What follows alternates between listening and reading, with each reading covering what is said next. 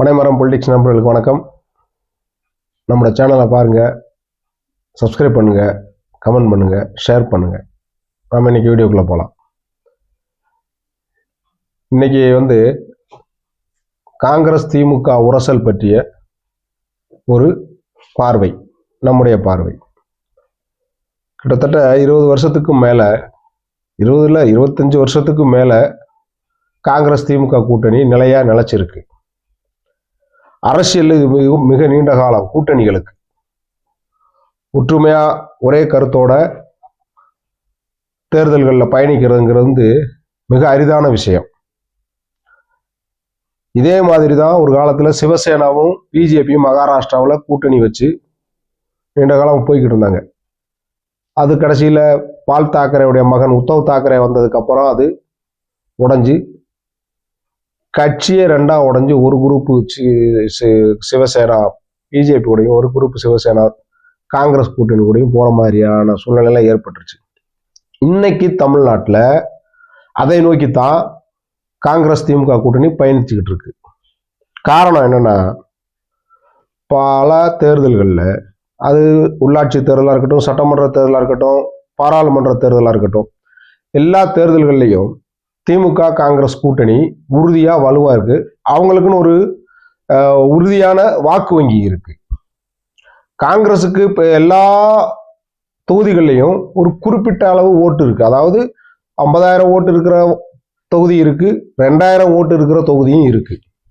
அப்போ அவங்களுக்கு தங்களுடைய கூட்டணி இல்லாம திமுக வெல்லாது அப்படிங்கிற ஒரு நினைப்பு இருக்கு. அது அகில இந்திய தலைமைக்கு இருக்கோ இல்லையோ, மாநில தலைமையில் இருக்கக்கூடிய சில தலைவர்களுக்கு உள்ளூர இருக்கு. அப்போ நம்முடைய வாக்குகளையும் வாங்கி வெற்றியை ருசிக்கக்கூடிய திமுக ஆட்சியில மட்டும் தன்னுடைய சகாக்களை மட்டும் அமைச்சராக்குது, வாரிய தலைவராக்குது, பல்வேறு பொறுப்புகளை கொடுக்குது. பணம் சம்பாதிப்பதற்கான வழிமுறைகள் அவர்களுக்கு வழங்கப்படுது. அதாவது அரசு ஒப்பந்தங்கள்ல டெண்டர், பொதுப்பணித்துறை, இந்த மாதிரியான மின் பகிர்மான கழகங்கள்ல வரக்கூடிய டெண்டர்கள்லாம் கொடுக்கப்படுது. அதுல அவங்க கல்லா கட்டி தேர்தல்களை சந்திக்கிறதுக்கான நிதி தேவையை பூர்த்தி செஞ்சுக்கிறாங்க. ஆனா காங்கிரஸுக்கு அப்படி ஒரு வாய்ப்பு தமிழ்நாட்டில் நீண்ட நெடுங்காலமா இல்லை. 67க்கு பிறகு அவங்களுடைய அதிகாரம் பறி போயிடுச்சு. ரெண்டு திராவிட கட்சிகள்லையும் கூட்டணி மாறி மாறி வச்சு சில பல எம்பிக்கள், எம்எல்ஏக்களை வாங்கி திருப்திப்படக்கூடிய ஒரு சூழ்நிலைக்கு வந்துட்டாங்க. அதுக்கு காரணம் என்னன்னா, தனிச்செல்வாக்கு இல்லாத தலைவர்களை மத்திய தலைமை தீர்மானிக்கிறது தான். அதாவது தமிழகத்துல மக்கள் சேவை ஆற்றக்கூடிய தனி செல்வாக்குள்ள நபர்களை நியமிச்சா நம்மை மதிக்க மாட்டாங்க, கட்சி நம்ம கை கட்டுப்பாட்டுல இருந்து போயிடும் அப்படின்னு மத்திய தலைமை நினைக்கிறதுனால, மத்திய தலைமை டெல்லி தலைமை தான் நினைக்கிறதுனால, தங்கள் சொல்லுக்கு கட்டுப்படக்கூடிய அம்மை தலைவர்களை நியமிச்சு கட்சியை தங்கள் கட்டுப்பாட்டுக்குள்ள எல்லா மாநிலங்களையும் அந்த நிலைமை தான் இருக்கு வச்சுக்கிட்டு அவங்க நினைப்பவர்களோட கூட்டணி பேசுறது, அவர்கள் சொல்பவர்களை வேட்பாளர்களாக்குவது, இப்படி போய்கிட்டு இருக்கு. அதனால என்ன நடந்ததுன்னா, இப்போ கிட்டத்தட்ட 3 தேர்தலா பாஜக பாராளுமன்ற தேர்தல்களை வெற்றி பெற்று ஆட்சி அமைக்குது. மக்களுக்கு காங்கிரஸ் மீது உள்ள நம்பிக்கை இருந்தாலும், அவர்கள் ஆட்சிக்கு வந்தா ஒரு மாற்றத்தை தருவார்கள் அப்படின்னு நினைப்பு இருந்தாலும், பொதுமக்கள்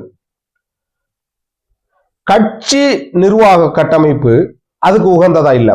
பல்வேறு மாநிலங்கள்ல அந்த கட்சி கட்டமைப்பு சிதிலம் அடைஞ்சு மக்கள்கிட்ட இவங்களுக்கு நேரடி தொடர்பே இல்லாத தலைமை தான் இருக்கு.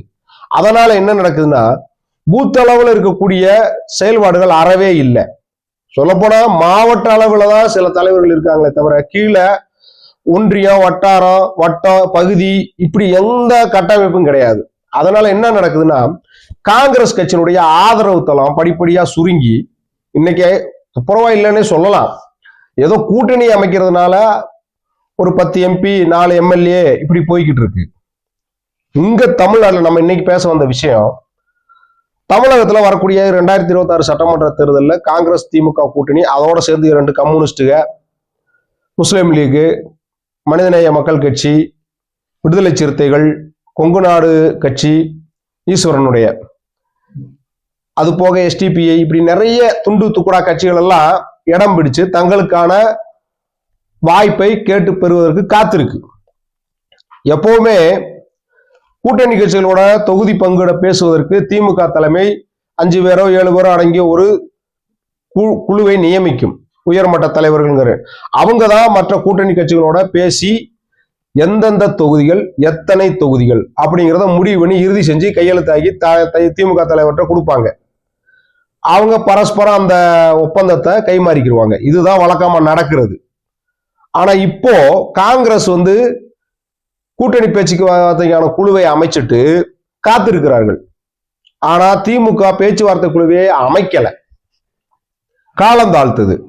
அதுக்கு காரணமா என்ன சொல்லப்படுதுன்னா, ஊடகவியலாளர்களால் சொல்லப்பட்டு கொண்டிருந்தது.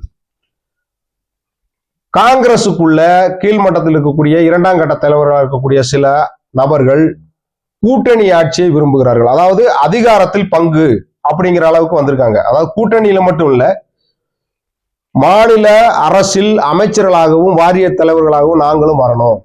நாங்க எத்தனை காலத்துக்கு பல்லக்கை தூக்கி சுமப்பது, நாங்களும் பல்லக்கில் பவனி வர வேண்டும் அப்படிங்கிற ஒரு முடிவுக்கு வந்திருக்கிறாங்க.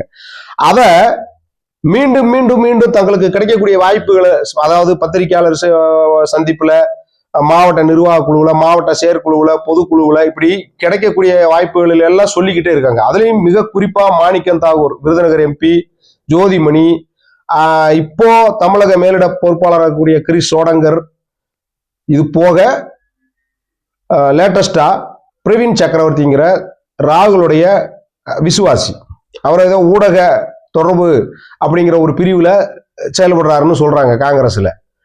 இப்ப இவங்கெல்லாம் வாக்குகள் கேட்பதற்கும் வாக்கு கேட்டு திமுக வெற்றி பெறுவதற்கு மட்டும் நம்ம பயன்படுத்திட்டு அதிகாரத்தை அவங்களே பங்கு போட்டுக்கிறாங்க. இது தப்பு.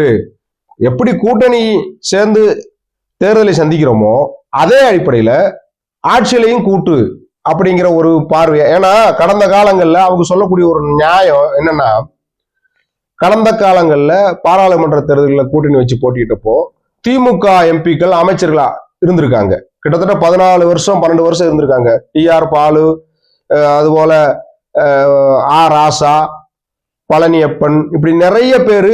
மு.க. அழகிரியே மத்திய ரசாயனத்துறை அமைச்சரா இருந்தவர், ஸ்டாலினுடைய அண்ணன். அப்போ மத்தியில அதிகாரத்துக்கு வரும்போது எங்களுக்கு பங்கு, ஆனா தமிழ்நாட்டில் மட்டும் அதிகாரத்துக்கு வந்தா எங்களுக்கு பங்கு இல்லை. அப்ப இது ஜனநாயக நடைமுறையில மோசமான ஒரு நடைமுறையா இருக்கு. இது இனி தொடர்ந்து நடக்கக்கூடாது. இந்த முறை கூட்டணி வைத்து வெற்றி பெற்றால் எங்களுக்கு ஆட்சியில் பங்கு வேண்டும் அப்படின்னு சொல்றாங்க. இந்த விஷயத்த காங்கிரஸ் மேலிட தலைமை மௌனமா வேடிக்கை பார்க்கிறதா திமுகவுக்கு தோணி இருக்கு. அதற்கு பதிலே வரல. அதாவது சம்பந்தப்பட்ட நபர்களை அழைத்து மேலிடம் கண்டிக்கல, நீங்க கூட்டணிக்குள்ள உரசலை ஏற்படுத்தாதீங்க, அது தேர்தலுக்கு பிறகு பார்த்துக்குவோம், நீங்க பேசாமல் இருங்க, அப்படி ஏதாவது பிரச்சனை இருந்தா நாங்க பேசிக்கிறோம் மேலிடத்துல இருந்து அப்படின்னு சொல்லாம அவர்களை மௌனமா பார்க்கறத பார்க்கும்போது திமுக தலைமைக்கு சந்தேகம் வருது. எப்படின்னா, இவர்கள் தூண்டி விட்டு வேடிக்கை பார்க்கிறாங்க. அதாவது தொட்டிலையும் ஆட்டி விட்டு பிள்ளையும் கிள்ளி விடுற கதைன்னு நம்ம பக்கத்துல சொல்லுவோம். அந்த மாதிரி கீழ்மட்டத்தில் இருக்கக்கூடிய சில நபர்களை பேச வைத்து அவர்கள் அமைதியாக வேடிக்கை பார்க்குறாங்க. இதுக்கு திமுகவில இருந்து என்ன மாதிரியான ரியாக்ஷன் வருது அப்படின்னு தெரிஞ்சுக்கிட்டு மேற்கொண்டு நடவடிக்கை இது பண்ணலாம் அப்படிங்கிற மாதிரி காத்திருப்பது போல ஒரு தோற்றத்தை பத்திரிகை ஊடகங்களும் உருவாக்கி விட்டுருக்கு. அப்ப திமுக தலைமைக்கு தோணியது என்னன்னா, மேல்மட்ட தலைமையினுடைய சம்மதத்தோட தான் இந்த பேச்சுகள் உலா வருது. மாணிக்கம் தாகூர் அடிச்சு பேசுறாரு, சோடங்கர் பேசுறாரு, பிரவீன் சக்கரவர்த்தி பேசுறாங்க, அரசல் புரசலா ஜோதிமணியும் சொல்றாங்க அப்படின்னு ஒரு நம்பிக்கை ஏற்பட்டிருக்கு திமுகவுக்கு. அதனால என்ன செய்யறாங்கன்னா, இன்றைக்கு புதிய செய்தியா, நாங்கள் கூட்டணி ஆட்சியில் பங்கு தரமாட்டோம். கடந்த முறை, அதாவது இதுவரை எப்படி தமிழ்நாட்டில் கூட்டணி நடைமுறை செயல்பாட்டில் இருந்ததோ அதே நடைமுறை தான். ஆட்சி நாங்க தான் அமைப்போம், கூட்டணியில் நீங்க இருக்கலாம் அப்படிங்கிற மாதிரியும் மேற்கொண்டு இந்த கூட்டணி ஆட்சிங்கிற கருத்தை முன்வைத்த சில பல காங்கிரஸ் நிர்வாகிகள் மீது அகில இந்திய தலைமை நடவடிக்கை எடுத்து அவர்களுக்கு வாய்க்கு பூட்டு போட்டாதான் பேச்சுவார்த்தைக்கான குழுவே நாங்க அமைப்போம், காங்கிரஸ் கூட பேசுவோம், இல்லைன்னா பேச மாட்டோம் அப்படின்னு ஒரு முடிவு எடுத்திருக்கிறதாக தகவல் வந்திருக்கு. அது நம்ப தகுந்த தகவல் தான், நமக்கு கிடைச்ச தகவல் படி.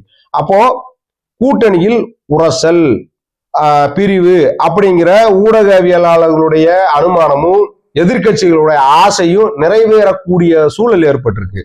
ஆனா இந்த விஷயத்த திருமாவளவன் என்ன சொல்றாரு, காங்கிரஸ்காரர்கள் கேட்பது அவர்கள் உரிமை. நல்லா கேட்கணும், அது கேட்டது தப்பு, கூட்டணியினுடைய வெற்றி வாய்ப்பை அது பாதிக்கும்.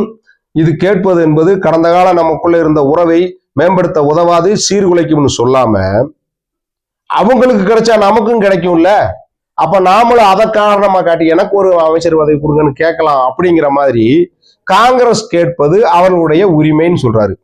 உரிமைங்கிறதுக்கும் ஆசைங்கிறதுக்கு வேறுபாடு இருக்கு. தகுதியுள்ளவர் கேட்பது உரிமை, தகுதியே இல்லாதவர்கள் கேட்பது ஆசை. அப்ப அவர்களுக்கு உரிமை இருக்குன்னு என்ன அர்த்தம், காங்கிரஸ்காரர்களுக்கு மாநில அரசில் அமைச்சர்களாக பங்கெடுப்பதற்கு உரிமை இருக்குன்னா தகுதி இருக்குன்னு அர்த்தம். அப்ப இந்த தகுதி எங்களுக்கும் இருக்குங்கிறத மறைமுகமா அவர் சொல்றாரு. அப்படி வரும்போது திமுக கட்சியினுடைய தனிக்கட்சி ஆட்சி, கூட்டணி தேர்தல் ஆனா ஆட்சி தனிக்கட்சி அப்படிங்கிற ஃபார்முலா அடிபட்டு போகும் போல தெரியுது. அப்ப இதனால மக்கள் மத்தியில என்ன பேசு பொருளா இருக்குன்னா, திமுக அதிகாரத்தை மட்டும் விரும்புது, கூட்டணி கட்சிகளை அரவணைத்து போவதில்லை, சில பல தொகுதிகளை கொடுத்துட்டு தேர்தல் செலவுக்கு பணத்தை கொடுத்தா மட்டும் போதும், நம்மளுடைய கடமை முடிந்தது அப்படின்னு காலங்காலமா நடத்தி வந்த நடைமுறையை இனி தொடர்ந்து கொண்டு போக முடியாதுங்கிற சூழ்நிலைக்கு இன்னைக்கு காங்கிரஸ் கட்சி திமுக தலைமையை நிர்பந்தப்படுத்தி இருக்கு, கொண்டு வந்து நிறுத்தி இருக்கு. அப்ப இதுல கடந்த பொதுக்கூட்டத்தில் ஸ்டாலினே பேசுற மாதிரி கூட்டணி ஆட்சிக்கு தமிழ்நாட்டில் வாய்ப்பே கிடையாது, கூட்டணிகள் தேர்தலுக்காக மட்டும்தான், ஆட்சிக்கு இல்லை அப்படின்னு வெடிப்பா சொல்லிட்டாரு. ஆனா இதை மீண்டும் மீண்டும் மாணிக்கம் தாகூர் இன்னைக்கு ஒரு ட்வீட்டை போட்டிருக்காரு எக்ஸ்ல, அச்சமில்லை அச்சமில்லை அச்சம் என்பது இல்லையேன்னு. அதுக்கு என்ன காரணம், திமுக தரப்புல இருந்து நான் மாணிக்கம் தாகூர் மேல நடவடிக்கை எடுக்கணும்னு மேலிடத்துக்கு ரிக்வெஸ்ட் போனதாக கேள்விப்பட்ட மாணிக்கம் தாகூர், இதுக்கெல்லாம் நான் பயந்தவே இல்லை, வர்றது வரட்டும் நான் பாக்குறேங்கிற மாதிரி அவர் பதில போட்டிருக்காரு. பாரதியாருடைய படத்தை போட்டு இந்த வரிகளை அவரு வெளியிட்டு இருக்கிறாரு. அப்ப இது மேலும் திமுக காரர்களை கடுப்பேத்தி இருக்கு. அதனால வரக்கூடிய 2026 தேர்தலில் அதிமுக என்ன எதிர்பார்த்ததோ, பாஜக என்ன எதிர்பார்த்ததோ, என்டிஏ கூட்டணி என்ன எதிர்பார்த்ததோ அந்த விவகாரம் நடந்துரும் போல இருக்கு. இதுக்கெல்லாம் காரணம் என்னன்னா டிவிகே அப்படிங்கிற ஒரு கருவாடு, அதை நம்ம சொல்லணும்ல. இப்ப காங்கிரஸுக்கு இருக்கக்கூடிய வாய்ப்பு திமுக இல்லைன்னா டிவிகே, அப்படி ஒரு வாய்ப்பை ஜன்னலை கதவை திறந்து வச்சிருக்கிறாரு விஜய். அவர் முதல் பொதுக்கூட்டத்திலேயே அவருடைய கட்சி மாநாட்டிலேயும் நாங்கள் கூட்டணி ஆட்சியை விரும்புகிறோம், எங்களுடன் கூட்டணி வைக்கக்கூடிய வர விரும்பக்கூடிய கட்சிகளுக்கு ஆட்சியிலும் பங்கு தருவோம், வெற்றி பெற்றால்.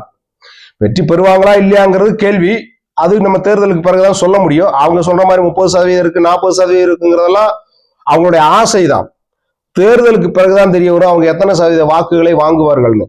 இதுல காங்கிரஸ்ல 2 தரப்பா பிரிஞ்சு, ஒன்னு திமுக கூட்டணியை விரும்புது, இன்னொன்னு டிவிகே கூட்டணியை விரும்புது. அதுல மூத்த தலைவராக இருக்கக்கூடிய ப. சிதம்பரம் திமுக கூட்டணியை விரும்புறாரு. ஏன்னா அது வெற்றிக்கு உறுதுணையா இருக்கக்கூடிய கூட்டணி, ஏற்கனவே பல வெற்றிகளை ருசித்ததால அந்த கூட்டணி உறுதியா இருக்கிறதுனால, வெற்றிக்கு வாய்ப்பு 99% இருக்கிறதுனால அந்த கூட்டணியை விரும்புறாங்க. ஆனா வாய்ப்பு கிடைக்காத பல 2ஆம் கட்ட தலைவர்கள், மாவட்ட தலைவர்கள், பல எம்பிக்கள், முன்னாள் எம்எல்ஏக்கள் எல்லாம் அதிக எண்ணிக்கையில தொகுதியை வாங்கி போட்டி போட்டா சில பல தொகுதிகளை வென்று நாமளும் எம்எல்ஏவா எம்பியா வந்துடலாம், அமைச்சரா வந்துடலாங்கிற ஆசையினால ஏற்கனவே பதவிக்கு வர முடியாமல் இருக்கிறவர்கள் காங்கிரஸ்ல இருந்தும் கூட்டணியில இருந்தும் தாவேகா கூட்டணியை விரும்புறாங்க. அதுக்கான காய் நகர்த்தல்களை அவங்க கட்சிக்குள்ள செய்யறாங்க, ஆதரவு தளத்தை விரிவுபடுத்துறாங்க. அப்ப இந்த கூட்டணியை குலைக்கக்கூடிய அந்த பூனைக்கு கருவாடாக டிவிக்கு இன்னைக்கு தமிழக அரசியல்ல மாறி இருக்கு. அதனால பெரிய மாற்றத்தை எதிர்காலத்துல அரசியல கொண்டு வர முடியுமாங்கிறது பெரிய கேள்வி. ஆனா ஏற்கனவே ஒரு உறுதியான சாலிடான கூட்டணியை உடைக்க முடியும் அப்படிங்கிறதுக்கு டிவிக்கு இன்னைக்கு சாட்சியா இருக்கு. ஒரு வார்த்தை, ஆட்சியில் பங்கு, அதிக தொகுதிகள் போட்டியிட வாய்ப்பு அப்படிங்கிற 2 விஷயத்தை வச்சு திமுக கூட்டணியை கலகலத்து போக வச்சிருக்கிறாப்புல டிவிகே உடைய தலைவராக இருக்கக்கூடிய விஜய். அவருக்கு இனி எத்தனை சதவீத வாக்கு இருக்குங்கிறது பெரிய கேள்வி. இந்த பயம்தான் இப்ப கூட்டணிய விட்டு வெளியேறி டிவிகே கூட கூட்டணி வைக்கிறதுக்கு ஒரு தடையா இருக்கு. என்ன தயக்கம்னா, ஏற்கனவே வெற்றியை ருசிக்காதவர்கள், வாக்கு வங்கியை நிரூபிக்காதவர்கள், யாரு டிவிகே காரர்கள், அவர்கள் அரசியலுக்கு புதியவர்கள், மிகப்பெரிய இளைஞர் கூட்டம் விஜயை பின்பற்றுதுன்னு சொல்லப்பட்டாலும் அவர்களுக்கு எத்தனை சதவீதம் வாக்கு இருக்குன்னு யாருக்கும் தெரியாது. தேர்தல்களில் போட்டியிட்டா மட்டும்தான் தெரியும். அப்ப தேர்தலில் போட்டியிடணும்னா வரக்கூடிய தேர்தல் தான் அதுக்கான வாய்ப்பா இருக்கு. ஆனா அதுக்கு முன்னாடி இவங்க தங்களுடைய வாக்கு சதவீதத்தை நிரூபிக்காதனால ஒரு தயக்கமும் காங்கிரஸ் தரப்புல இருந்து முன்வைக்கப்படுது. எப்படின்னா, நீங்கள் உங்களுடைய வாக்கு சதவீதத்தை நிரூபிக்கல, அப்ப உங்களுக்கு வெற்றி வாய்ப்பு எந்த அளவுக்கு இருக்குன்னு தெரியல, நாங்களும் வந்து சேர்ந்தால் உண்மையிலேயே அது அந்த வாக்குகள் சீட்டுகளாக மாறுமாங்கிற ஒரு பெரிய பிரச்சனை இருக்கு. அந்த தயக்கத்தினாலதான் திமுக கூட்டணியை எதிர்த்து வெளிப்படையா விமர்சிக்காம காங்கிரஸ்காரர்கள் இலைமறைக்காயா விமர்சிக்கிறாங்க. விமர்சனம் இருக்கு, ஆனா இலைமறைக்காயா இருக்கு, மறைமுகமா இருக்கு. அப்ப இந்த காரணங்களால வரக்கூடிய நாட்கள் தமிழக அரசியல்ல மிக பரபரப்பான ஒரு காட்சியை நோக்கி முன்னேறி கொண்டிருக்கிறது. அது இன்னைக்கு திமுக எடுத்த முடிவுங்கிறது மிக தெளிவான முடிவு. கூட்டணி வேண்டுமென்றால் எங்கள் கூட்டணியை விரும்பாதவர்களை, அந்த எங்கள் கூட்டணியை விமர்சிப்பவர்களை, காங்கிரஸ்காரர்களை மேலிடம் கண்டிக்க வேண்டும் அல்லது அவர்களை தண்டிக்க வேண்டும். அவங்க கட்சி ரீதியா நடவடிக்கை எடுக்கணும். அப்படி இல்லாத பட்சத்துல நாங்க கூட்டணி பேச்சுவார்த்தையை தொடங்க போவதில்லை அப்படின்னு சொன்னதால இப்ப பிரச்சனை என்னன்னா, ஒருவேளை இந்த பேச்சு இதுல தேசிய தலைமை மௌனமாக இருப்பது என்பது திமுகவுக்கு சந்தேகத்தை ஏற்படுத்தியிருக்கு. ஒருவேளை அவர்களும் இதைத்தான் விரும்புகிறார்களோன்னு திமுக தலைமைக்கு நம்ப தகுந்த வட்டாரங்கள் தகவல் வந்திருக்கு. அதனால இதை கிளியர் பண்ணிட்டு அடுத்த கட்டத்துக்கு போவோம், கூட்டணி இப்படியே இருக்கட்டும், இன்டாக்டா இருக்கட்டும், பேச்சுவார்த்தை வேணும்னா இந்த விஷயத்துக்கு முடிவு கட்டுங்க, அப்புறம் நம்ம பேசலாம் அப்படிங்கிற மாதிரி சொல்லப்பட்டிருக்கு. இனி வரக்கூடிய நாட்கள் திமுகவுக்கும் காங்கிரஸுக்கும் மிகப்பெரிய அக்னி பரீட்சையா இருக்கும் அப்படிங்கிறதுல எந்த சந்தேகமும் இல்லை. நன்றி.